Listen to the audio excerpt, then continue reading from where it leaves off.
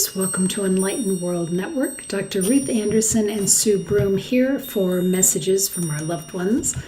Today is a very cool opportunity. We are going to be connecting with you regarding somebody that you have loved and lost.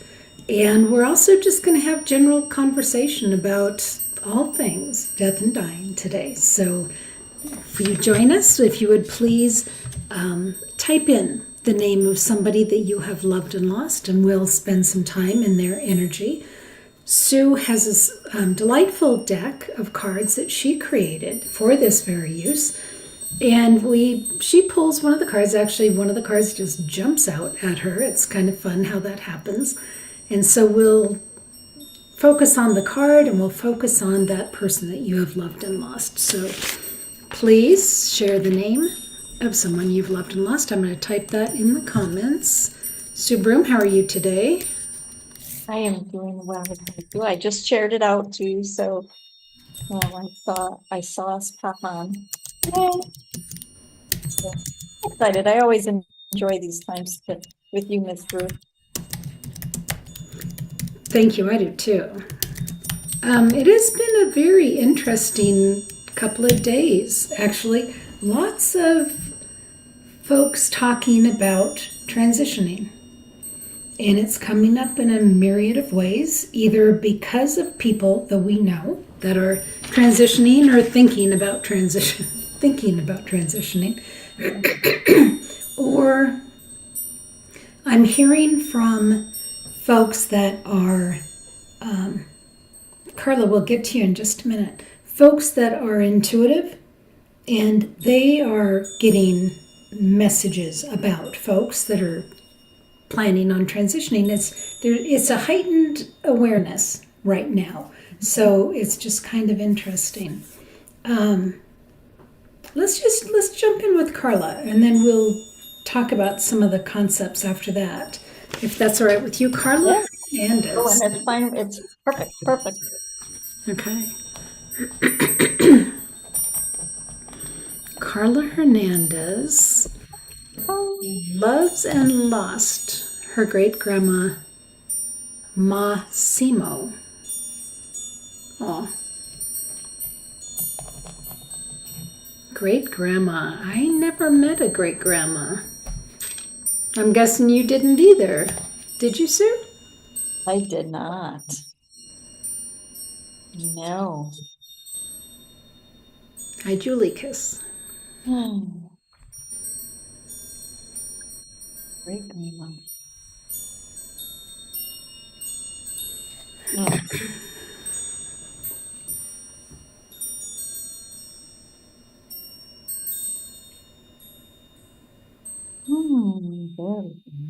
great grandma.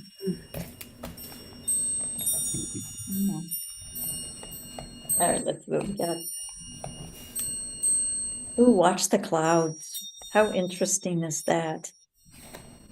This is the so it's a memory that I have of laying on the ground, looking up at the clouds, and people saying, "Oh, that looks like an elephant. Oh, that one looks like a whatever, a little pig face." But it's always interesting what is in the cloud, the shapes that are in the cloud, but sometimes there's rainbows in the clouds. There's a card, I know, Carla, you probably remember this card. It's the clarity card with the beautiful clouds, and they're not necessarily a shape, but the color of the clouds. So watching the clouds says to me, it's like not only looking at the shape, but noticing when you are drawn to look to the sky and noticing the clouds. It's like the noticing part, because it's almost like somebody's taking your head and turning it so you notice something. Maybe when you're looking up, there's a bird that flies by, or maybe when you're looking up, there's something else, a butterfly that flies by, or a little bumblebee or something. But watching the clouds, it's much more than, oh, there's a shape of a cloud, even though that's a big part of it. And I do feel like there's some memory that is connected with a cloud or cloud watching or some shape of a cloud. So.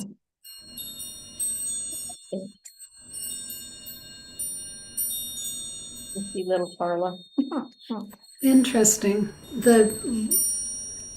It feels to me like she was, like great grandma was watching the clouds come in, like looking out the window. And is it going to be safe? Like, is it going to be a bad snowstorm? Is it going to be safe? Is my family or my loved ones going to be safe? That's what I'm feeling with that. What I noticed, Carla, was the smell of food. And it wasn't just one thing, like a favorite meal that she made. It was a lot of food and it was a lot of people. And it feels very much like a potluck. And the more people that can come, the better. And they can just bring something easy to share.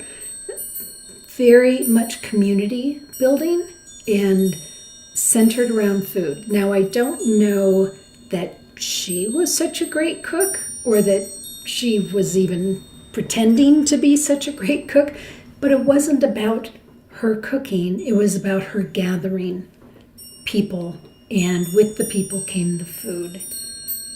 So that's what I was feeling with her. She said she married very young and lived a long life. That's wonderful that you were Yeah. able to know them. Very sweet. It feels like she lived a very full life as well. Yeah. Aw, very sweet. Andrea's with us. Julie Kisses with us. So Hi, Julia. one of the things that we wanted to talk about, excuse me, one of my friends had an interesting situation come up. She received a text from her ex, and it had been acrimonious for a while. They've got 2 kids, and then they kind of smoothed things out. And he knew he was going in for heart surgery, and knew it could have been iffy. And it was a text of, you were a good mom, you did a good job raising the kids. It was the apology and forgiveness and healing and making amends. And then he passed. And just found out the other day he didn't even make it into heart surgery. He passed before he could even get into heart surgery. But there was a real piece of forgiveness that he was providing for her. And there was a real piece of forgiveness that she needed to provide for him. And even to the point that we think it's probably been impacting her health, that she was holding on to these emotions. Sue, thoughts about forgiveness and regrets and all around the passing time?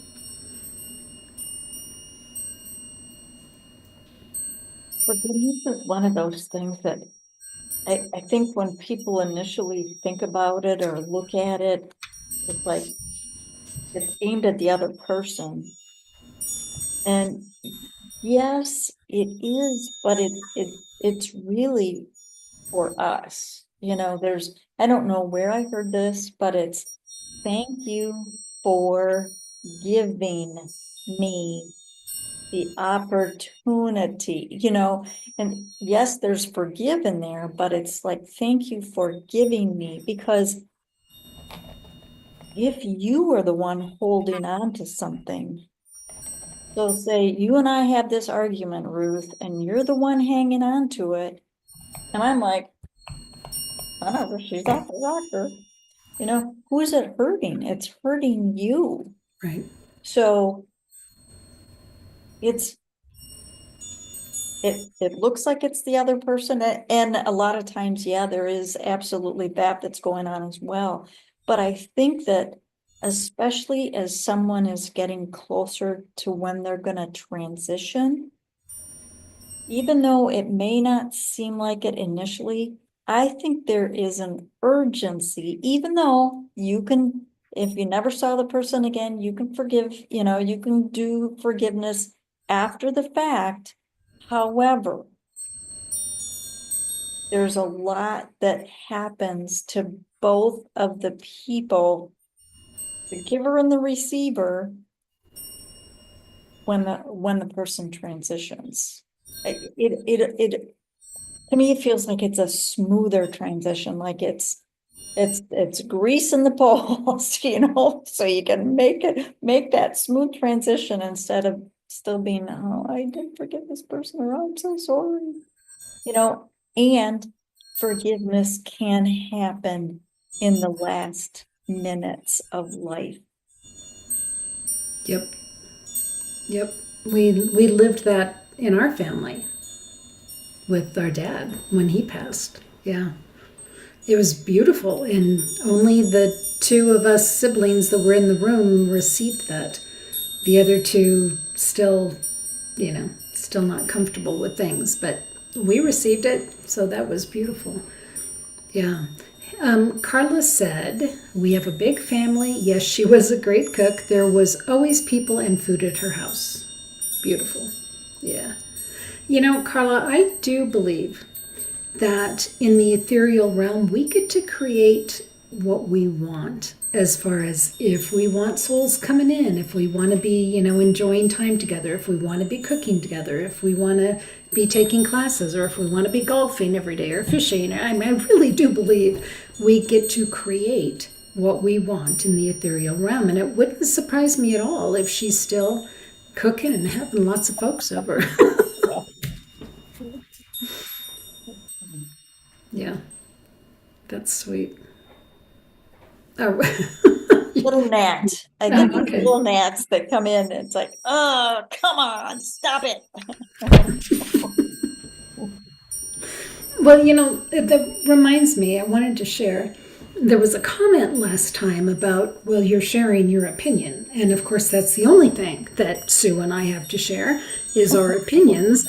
So we would never be one to say, oh, this is the way it is, and this is the only way it is. You won't be hearing that coming from our mouths. Right. It's our opinion, our experience. That's it. That's all she wrote for me. Yeah. Yeah. One of the things that I did want to talk about, another one of my friends was talking about her friends. It was a couple, and on their honeymoon, riding bikes down one of our mountain passes, and his bike went out from under him, and he fell and broke his neck. So on their honeymoon, he became paralyzed from the neck down.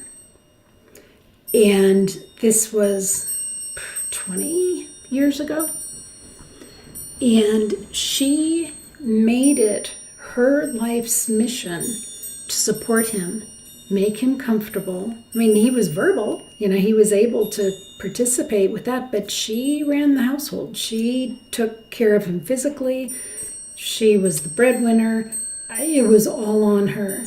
And what a beautiful gift she gave him to say, okay, I said in sickness and health, so here we go, right? I got this. I got you. Beautiful gift that she gave him. He passed a couple months ago. And my friend was saying that she had had a fascinating conversation with the widow, because they both had had very rich spiritual lives and really do believe in the afterlife, would be falling in love with in the ethereal realm. And she was also very envious that the heavens got him healthy, functional, and she didn't. I just thought that was so interesting, and I wanted to hear your take on that.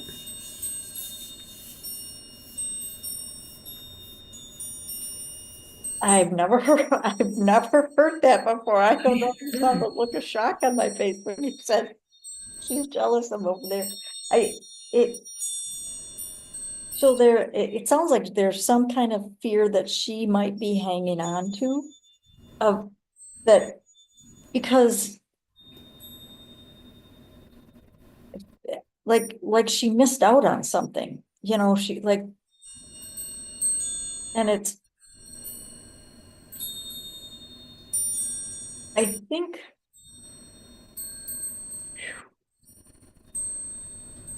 wow, I want to say, so something that she could do would be to focus on the energy of their love together, because that carries through. But there's there's something that she needs to work through, and maybe she feels, maybe at a very deep level, she feels like she got ripped off, Oh, I'm sure she does. and she's pissed about it, and maybe she's afraid she'll never find that, because the love that they had, and it was her choice to do as much as she did, because that had to have been very difficult, making sure that she's earning enough money and taking care of him. But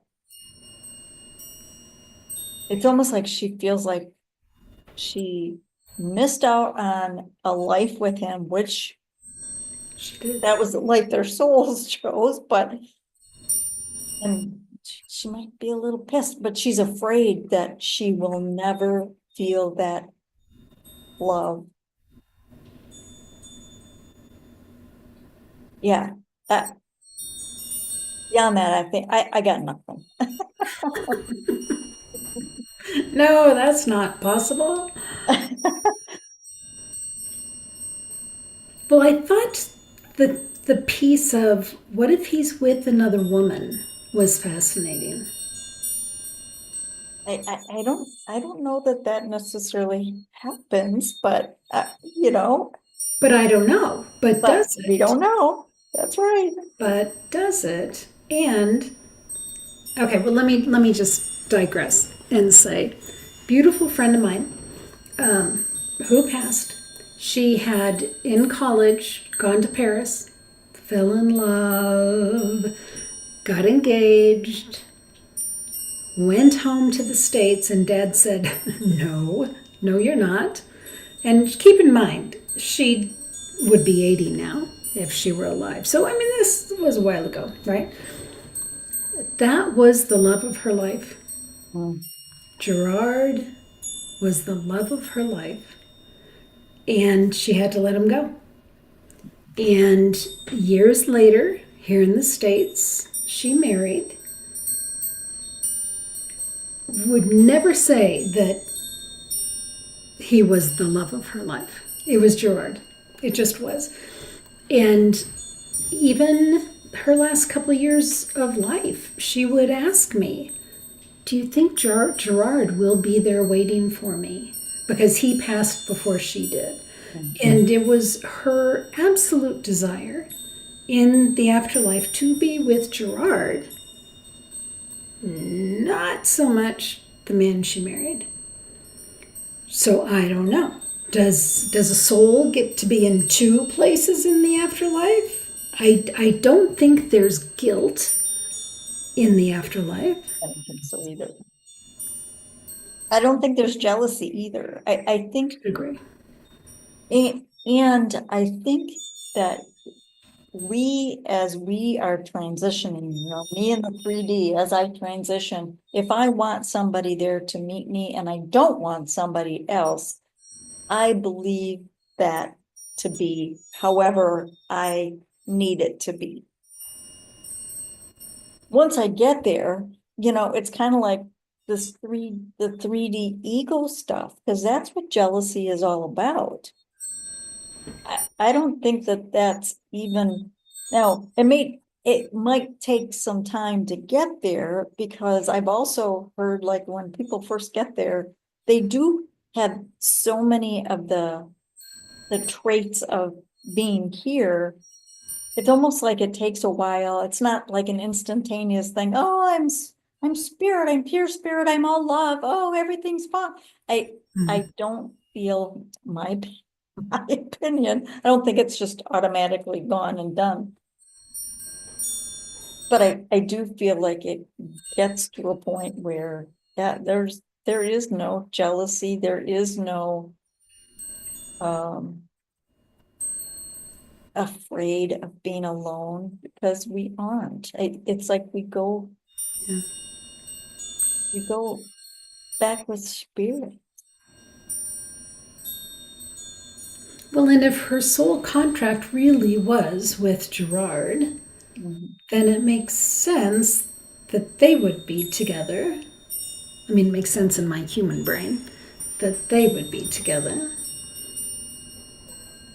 Yeah, because maybe they are part of the same soul, maybe they're part of the same soul group. So those souls will, as we've talked about almost every single time that we're together, there's somebody that it feels like you've been together lifetime upon lifetime upon lifetime. Right. So the two souls will come back together again. And so this lifetime, she wasn't able to be with him the entire life, but past lifetimes they were, and future lifetimes they will be. But that's, I mean, once we're here, there's so much stuff that we forget. Right. But I do think it's a good example of if you've got someone in your world and you've got that, ooh, I just have to connect with them. I would suppose that there's a soul contract there somewhere. Yeah, and that it's a mutual thing. So it's not like a Stalker. like a psycho or something. What was that? With Harrison, was it Harrison Ford with that where they had an affair and he broke it off and then she kept coming after him and Basic Instinct with Sharon Stone, that one? uh oh, maybe it was, maybe I it was, Boiling the Bunny? that's the one. Yes, I didn't want to say it, Ruth, but go ahead. Yep, that's the one. Oh, man. Yeah. Yeah, as long as it's not that type of situation, because it's true. I keep going back to that movie Somewhere in Time with Christopher Reeve, and I can't remember who the woman was, but where they they found each other in a totally different time. He went back to her time. He figured out how to get himself there and went back to live with her. Aw, that's very sweet. And Carla says What Lies Beneath is one that she's watched many times. Yes, that's the movie. My Oh, I haven't seen movie it. by myself. So, oh yeah. Is it scary? The part where I kind of screamed in the theater by myself was, yeah, yeah, but I just got so thrilled. It's like, oh man, this is so good. That's funny. Wow, interesting. Well, with the woman with the husband who just passed, who was the paraplegic, her concern, what if he isn't there for me when I die because he's off having this other life? It goes back to she's got a lot of fear, Yeah. fear of oh so much, fear of not being enough, fear of missing out, fear of that nobody loves me, fear of I did all this, and truly, I don't think she spent her life doing this because I expect a payback and him waiting at the doors. That's because she truly loved him. So even for her, really to focus on that love, how she truly feels about him, not the, well, he better be waiting for me. Yeah, those Right. pearly gates.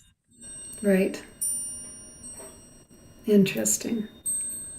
Interesting. It is, yeah, it just sounds like there's a lot of fear that she's working through. And I mean, now she's by herself, because you think about it, she made her whole life, her purpose of her whole life is gone.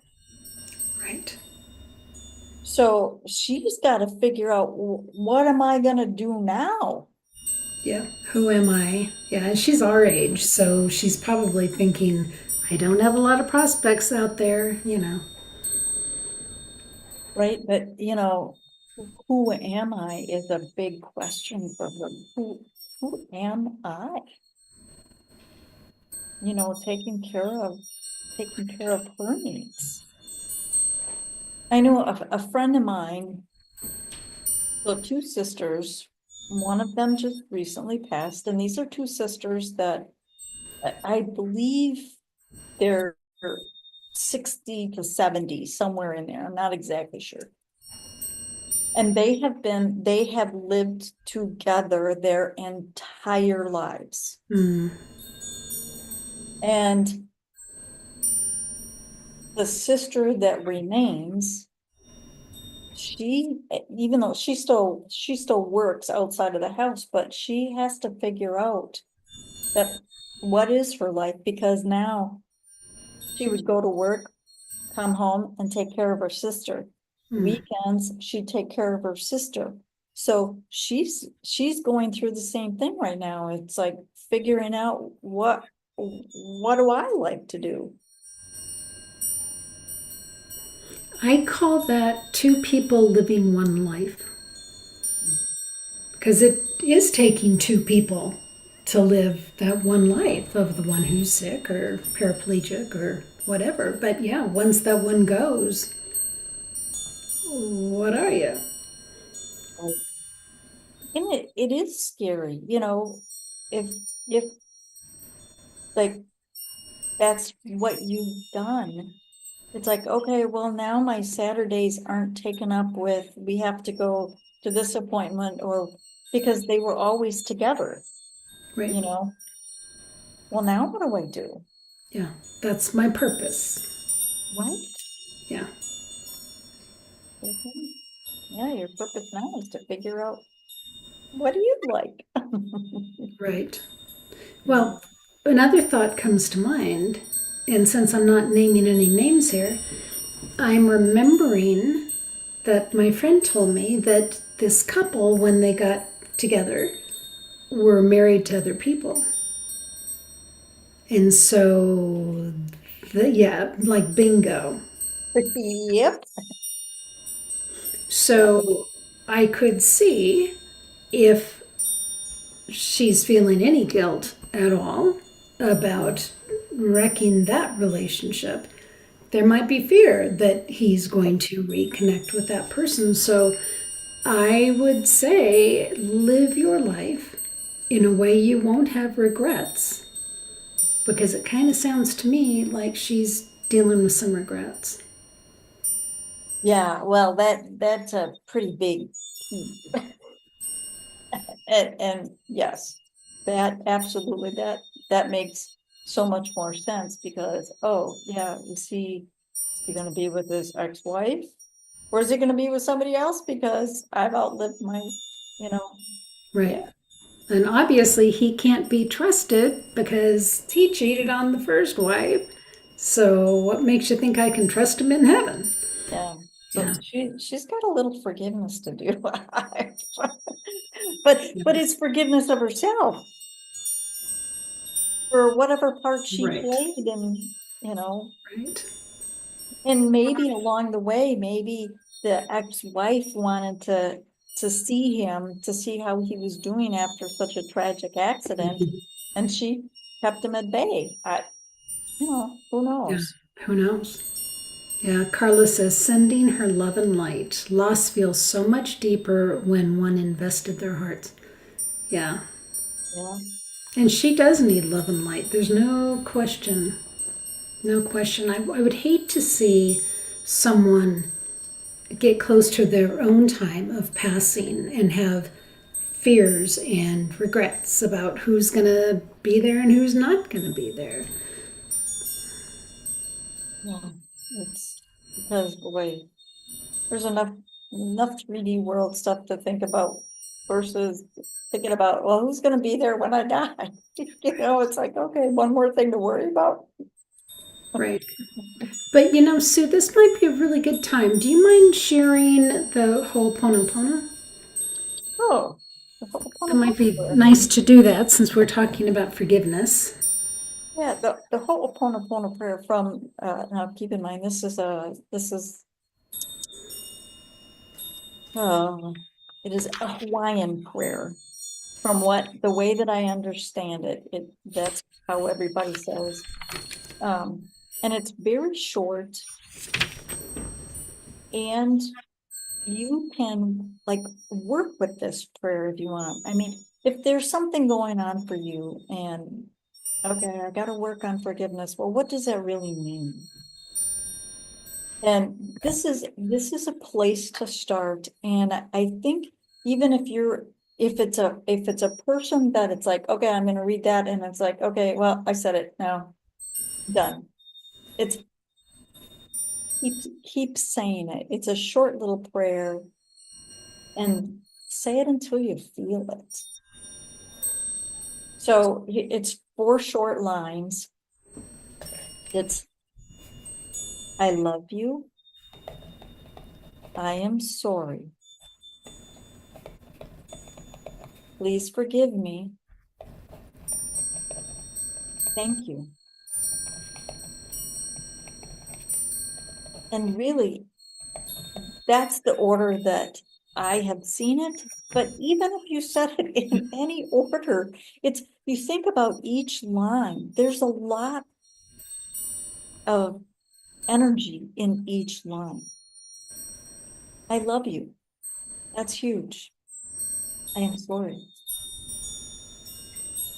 Please forgive me. Thank you.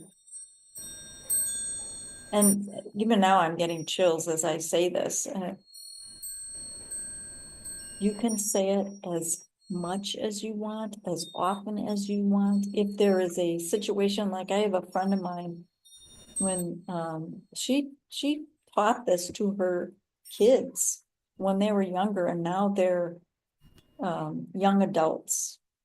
And if something's going on, it's like, well, did you do the Ho'oponopono prayer?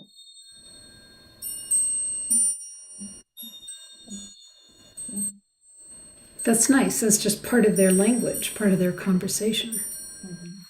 And it is such a short thing, and it sounds like but try it. If there's something going on where you're looking and maybe you're not even aware of, oh, I'm really upset about this, but there's some little that's going on, try it.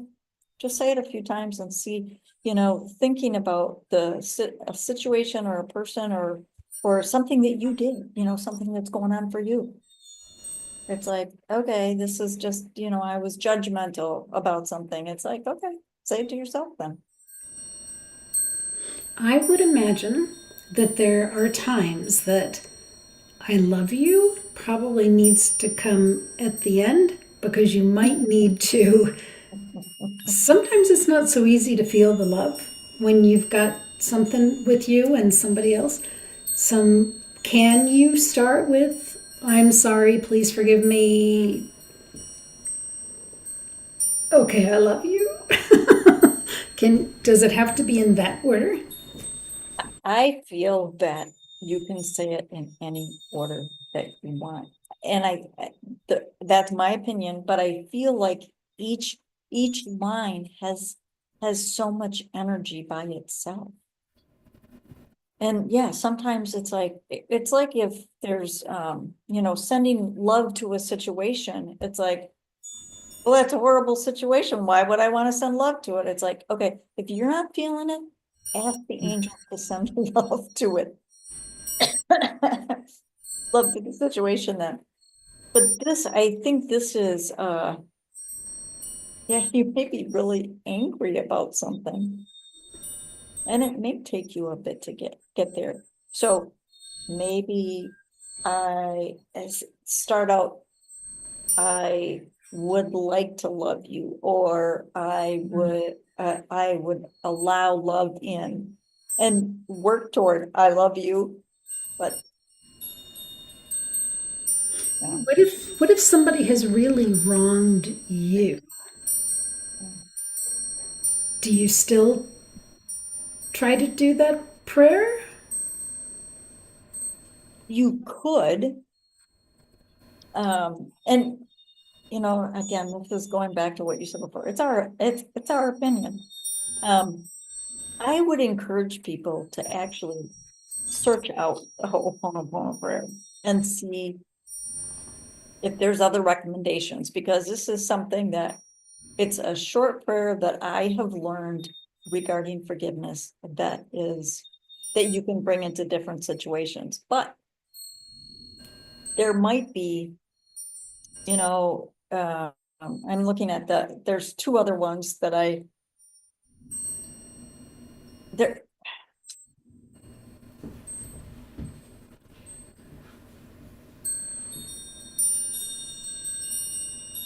You might just have to leave that off, depending on the situation. If so, say that somebody murdered somebody, Right, right.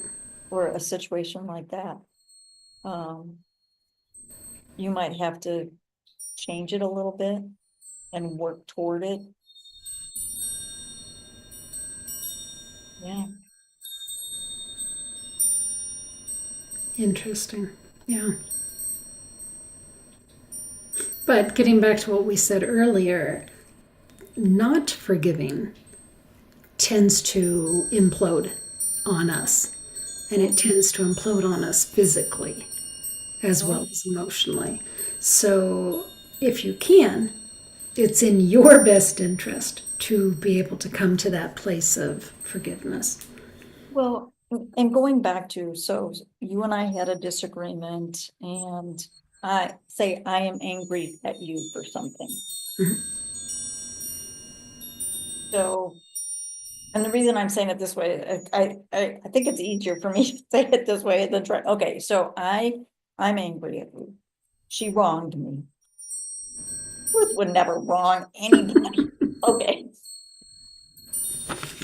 And the I love you,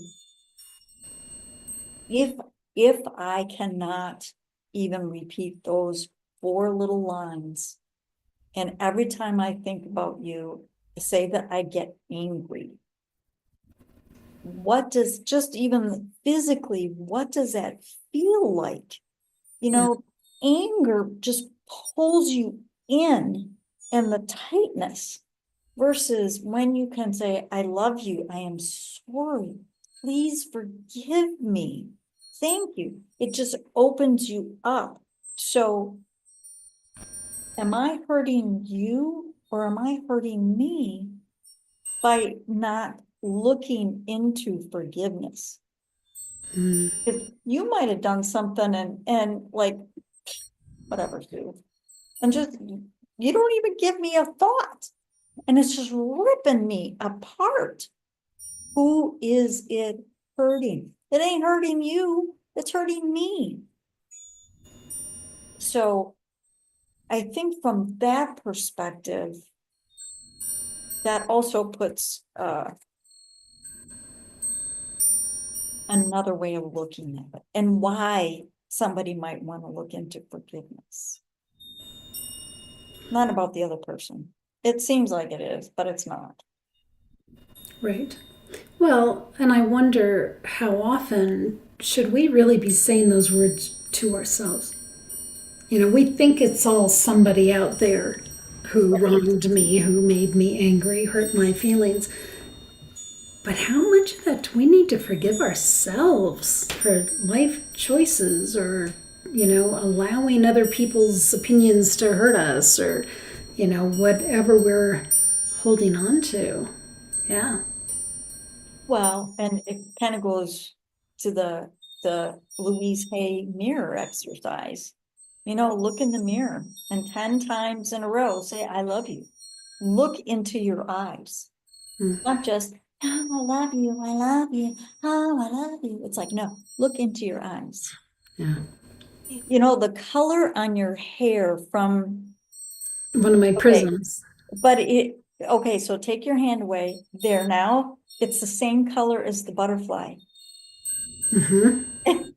That's so cool. At least that's what I can see. Yeah. Yeah. I see that too. Mhm. Yeah. It's fun. They're wearing feather earrings. Yes.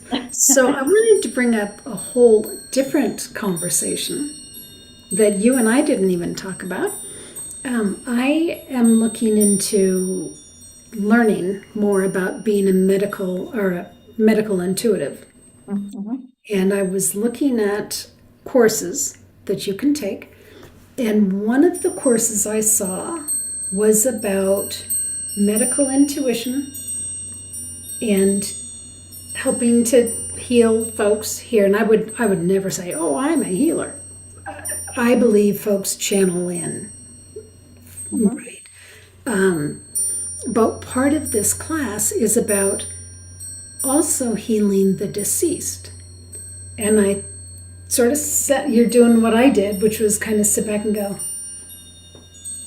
I got to think about that for just a minute.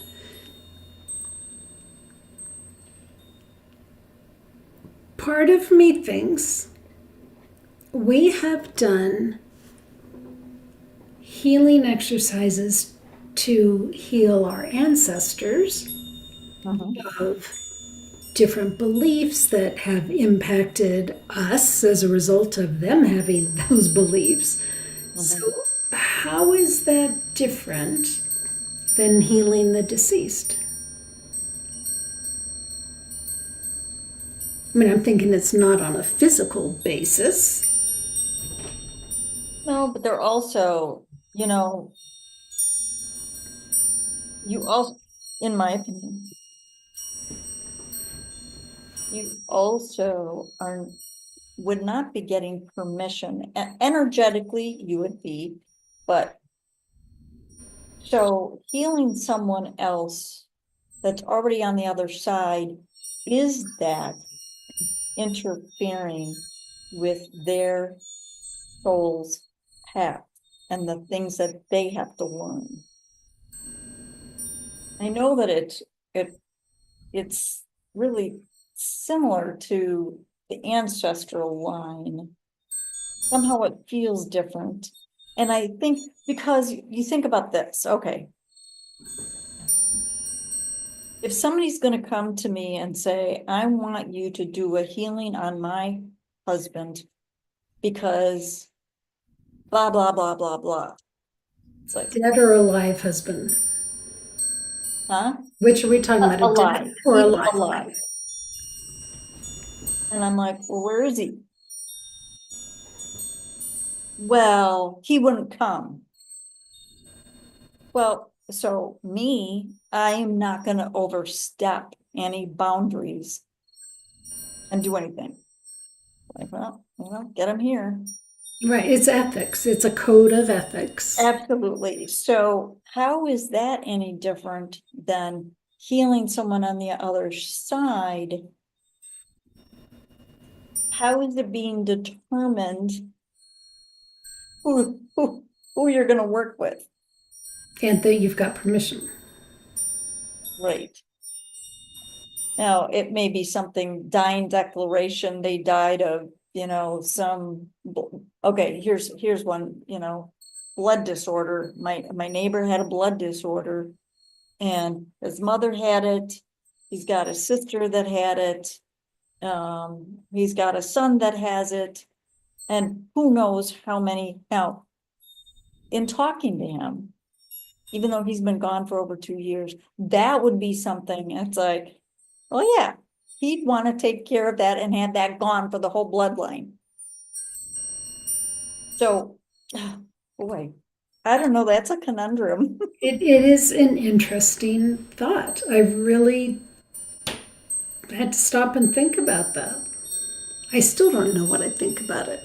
I can give you an example with the going back and healing the ancestry. Terry Angel has done with us on Enlightened World Network 7 generational healings, right? I've done that And too. Yeah. yeah, and I did that. One of the beliefs that came up through my father's line, God bless him, your best is none too good. And one of his teachers in elementary school gave him a picture of her, and she wrote on it, Charles, your best is none too good.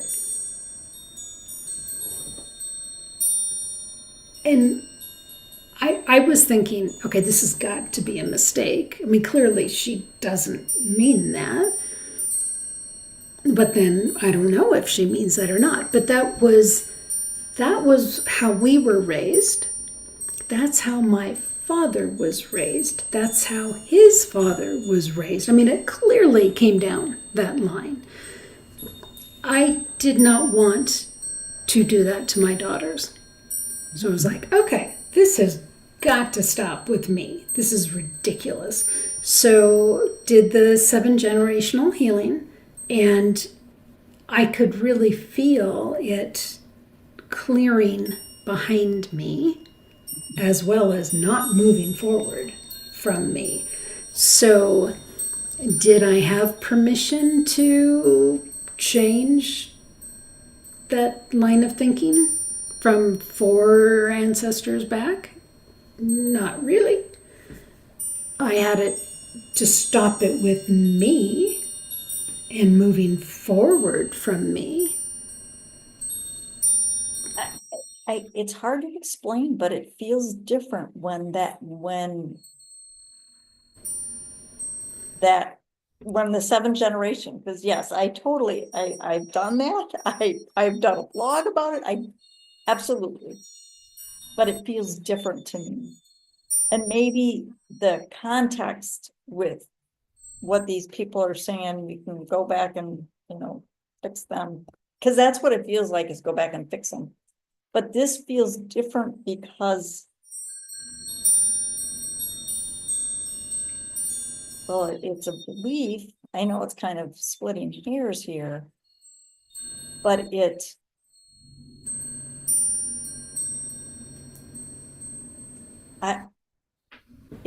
feels different. I don't even know how to say why it feels different. But it feels like there's a difference in that, because it has to do with heritage. Now, maybe the other is really the same thing. Maybe it's something, you're going back to work with a parent who had something hereditary. Because I've told people that tell me they got this hereditary gene from their parent and their parent is gone. And I said, well, tell them, thank you very much. You can have it back. Because I don't want it. Yeah.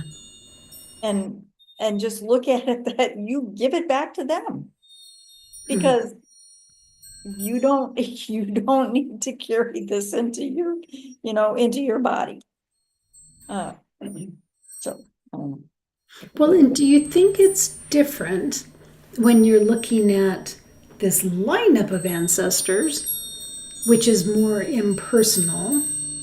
And I would imagine that they could accept the clearing or reject the clearing if they wanted, versus, okay, I'm going to focus this at Uncle Joe, who passed in 1993 and, was married to Aunt Myrna. It just feels so much more individualized. And maybe is that part of the difference? I don't know. very well be. And I guess, okay, so going back to, yes, the ethics. If you are looking at it from, okay, even sending love to people, it's like, because, okay, if they're open to it, because their higher self may be saying, I don't want none of that love stuff. I'm good. Yep, I'm good. And I did have someone, a friend of mine, this was years and years ago, who was being abused by her boyfriend.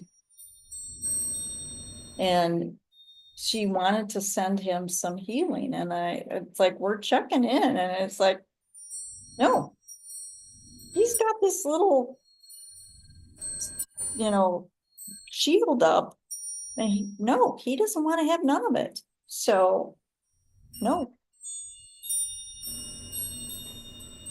So I think there is the energetic part from the lineage feels like there's that personal aspect, because it is personally affecting you going back. And I think making sure that you're putting it out there if they are open to it. Right. And perhaps that needs to be part of the 7 generational healing, is if they're open to it. I've never thought of that before, but perhaps that needs to be part of it. Yeah.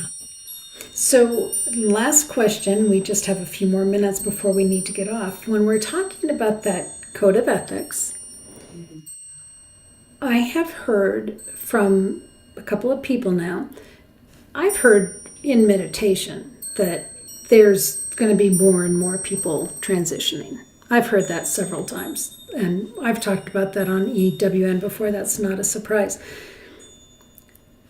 I heard from someone that she was told by someone who considered themselves to be psychic about 3 different people in her world that were preparing to transition. Like by name, it's your mother, it's your father, it's your cousin. And so you need to spend more time with them. You need to not have regrets. You need to whatever. And that person receiving that message had not asked for that message and felt very put upon by that. So one would think that that is a violation of a code of conduct. What are your thoughts on that?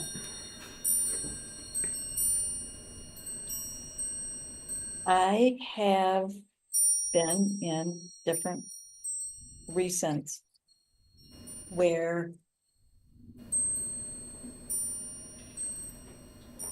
I know from the sound of the voice I'm talking with that they're already getting messages about what's going on with so and so. So we'll use this friend that just recently passed. It's like, oh yeah, she doesn't have much time. I don't want, and I personally, I have stopped it. Now, I know that I have people around me that, yeah, they can tune in and they get pretty clear images. And yeah, maybe I want to know, maybe I don't. And it really is, it comes down to, it really is none of your business. No matter who, if I'm telling you about a situation, it's still none of your business to tune in and get this and tell me. It's not your business. But I think it is also the person that told these people that it is very disrespectful on so many levels to, yeah, they're getting the information, but just because they got the information doesn't mean you got to pass it along. It's like if you see somebody in the lumber yard and all of a sudden you get, okay, somebody's coming at them with a pickaxe behind them. Is it your responsibility to go up and tell them, I see that there's a murder going to happen in your life? Is it your responsibility? It's kind of like that. It's like,